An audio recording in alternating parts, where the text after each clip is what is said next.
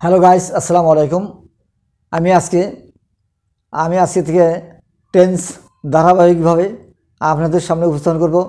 তো আজকে আমি যে টেন্স আপনাদের সামনে উপস্থাপন করব সেটা হলো প্রেজেন্ট ইনডিফিনিট টেন্স। তো প্রেজেন্ট ইনডিফিনিট টেন্স এটা কি? বর্তমানে কোনো কাজ করা বা হওয়া বুঝলে ব্যবহার প্রেজেন্ট ইনডিফিনিট হয়। অর্থাৎ বর্তমানে কোনো কিছু করা বা হওয়া বুঝলেই প্রেজেন্ট ইনডিফিনিট হয়।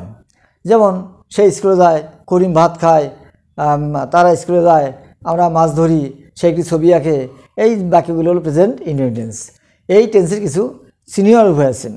এই টেন্সে মনে হয় যে সে ভাত খায়, তো খায় হলো ক্রিয়াপদ। এখানে খাওয়ার ক্রিয়াপদ শেষে উন্তুষ্ট আছেন। সে একটি বই পড়ে, কী পড়ে? বই পড়ে। তো বই পড়ে এর ক্রিয়াপদ হলো পড়ে, এর শেষে আছে এ চিহ্ন আছে। এখন আমি একটি চিঠি লিখি, তাহলে লিখি এই ক্রিয়াপদের শেষ আছে ই আছে।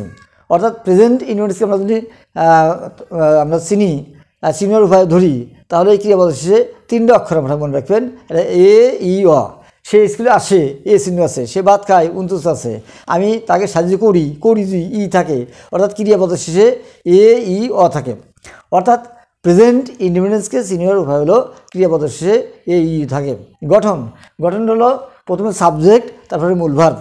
আর বাক্যের কর্তা যদি থার্ড পারসন সিঙ্গুলার নাম্বার হয়, তাহলে মূল ভার্বের সঙ্গে এস বাই এস যোগ করতে হয়। অর্থাৎ প্রথমে হবে সাবজেক্ট, তারপরে মূল ভার্ব।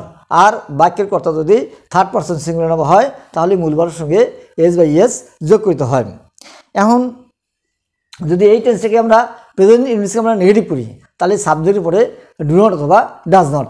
থার্ড পারসন সিঙ্গুলার সাথে ডাজ নট প্লাস হলো মূল ভার্ব, আর অন্যান্য কথার সঙ্গে হলো ডু নট প্লাস হলো মূল ভার্ব। আর প্রেজেন্ট ইনডিফিনিটকে আমরা পছন্দ করি, তাহলে সাবজেক্ট আগে ডু বা ডাজ, থার্ড পারসন সিঙ্গুলার পূর্বে ডাজ, আর অন্যান্য কথার সঙ্গে আমরা দেব ডু। যেমন সে কি ভাত খায়, ডাজ ই ইট রাইস। আর সে কি ভাত খায় না, doesn't he eat rice.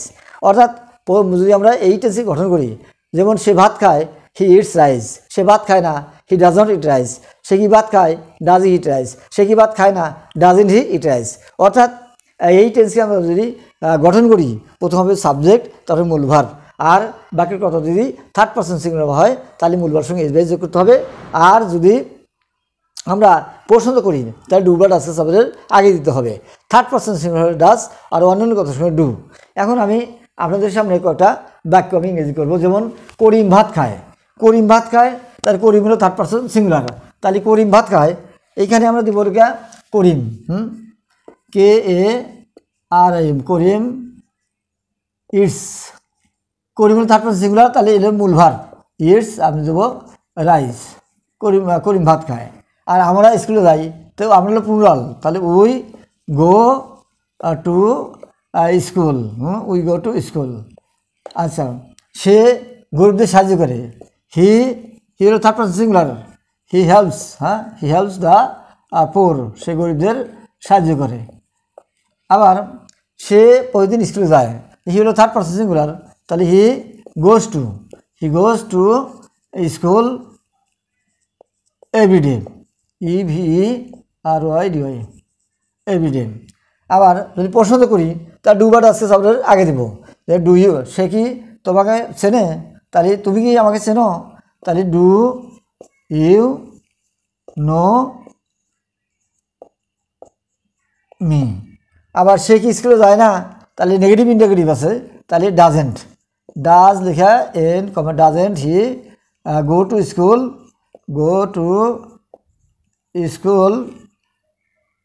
Doesn't he go to school.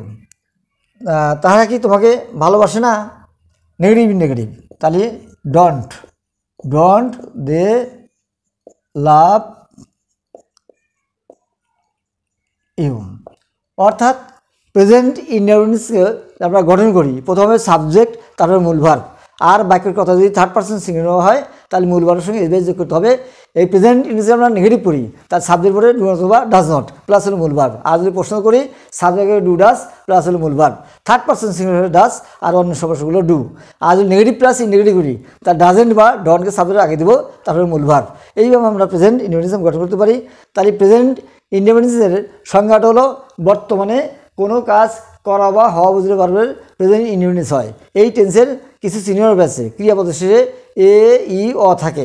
যেমন সে ভাত খায়, উনতুষ্ট আছে। সে স্কুলে যায়, উনতুষ্ট আছে। আমি একটু পত্র লিখি, হর্ষই আছে। সে তারা এখানে খেলে, এ চিহ্ন আছে। তাহলে এই প্রেজেন্ট ইনডিফিনিট ভালো করে শিখতে হবে। অর ডু ডাস হলো এই টেন্সের অক্সিলারি ভার্ব। ডু এবং ডাসকে আমরা নেগেটিভ ইন্ডিকেটিভ করার সময় আমরা অক্সিলারি ভার্ব হিসেবে ব্যবহার করব। যে আমরা প্রেজেন্ট ইনডিফিনিট বিভিন্নভাবে আমরা করতে পারি। প্রেজেন্ট ইনডিফিনিটকে আমরা যদি ভালোভাবে শিখি তাহলে অন্যান্য টেন্সগুলো শেখা খুবই সহজ হবে। আপনারা এই টেন্সটা ভালো করে দেখবেন, খুবই সোজা। টেন্স হলো প্রতিদিন চর্চা করতে হয়। আপনারা চর্চা করলে এবারে ইনশাল্লাহ ভালোভাবে শিখতে পারবেন। এর পরবর্তীতে আমরা ধারাবাহিকভাবে এই টেন্সে আর আগামীকালে হয়তো আলোচনা করবো। এই টেন্স দিয়ে আমরা WH ব্যবহার শিখবো। এরপর ধারাবাহিকভাবে সবগুলো টেন্স আমরা ক্রমান্বয়ে আমরা দিতে থাকবো। আজকের মতো আমি ভিডিওতে বিদায় নিচ্ছি। আপনাদের সকলের মঙ্গল কামনা করছি, সুস্বাস্থ্য কামনা করছি। আসসালামু আলাইকুম।